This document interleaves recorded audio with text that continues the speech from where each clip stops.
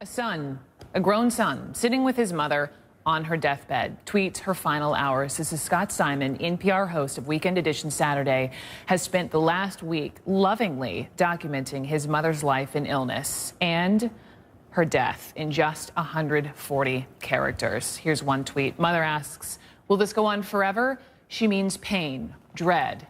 "No," she says, "but will go on forever, you and me." Oof. His tweets were raw and they were honest. Another one.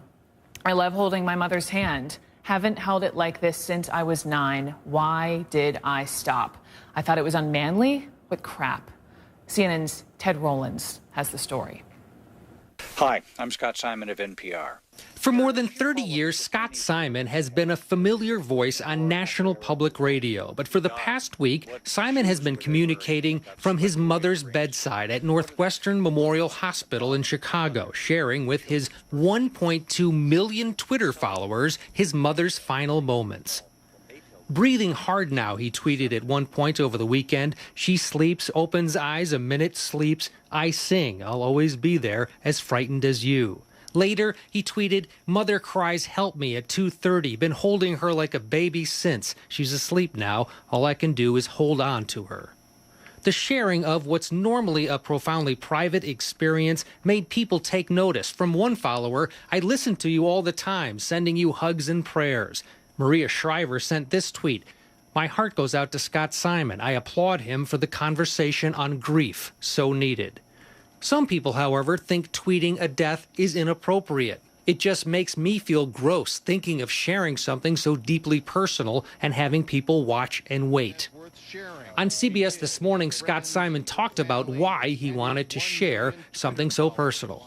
I meant for people to know my mother. I mean, she, at some level, was a performer, and in her pain and in her misery, she was giving not just me, but us, a great performance. And I wanted to share it. I'm glad I shared it with the world. Simson describes his relationship with his mother as extremely close. Several years ago, he had her on his radio show as a guest. So people hear me on the radio, and they think I have very good manners. Oh, okay. Well, yes. And that comes from you. That could only come from thank you you. because you were so intent on making certain that I said please and thank you and was respectful to people. Oh, I see. Well, I think any parent, most parents are that way. Your father had lovely manners. Simson tweeted how thankful he was to the nurses and staff and even injected some humor. "Wish clever minds that invented Space Shuttle or Roomba could devise an oxygen mask that doesn't slip every 20 minutes. As his mother passed away Monday night, Simson tweeted the moment at 7:17. The heavens over Chicago have opened, and Patricia Lyons Simon Newman has stepped on stage. Ted Rowlands, CNN, Chicago.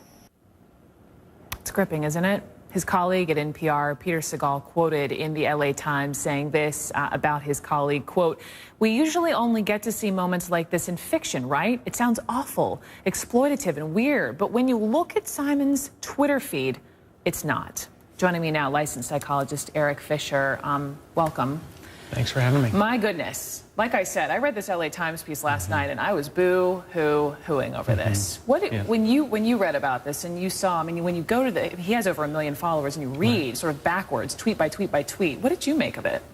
Well, you know, I think that it's a process that is changing our culture, and I think we've been in the dark ages for some time in terms of dealing with grief and loss. My brother died in 1974, and it wasn't something that you talked about, and it wasn't something people asked about.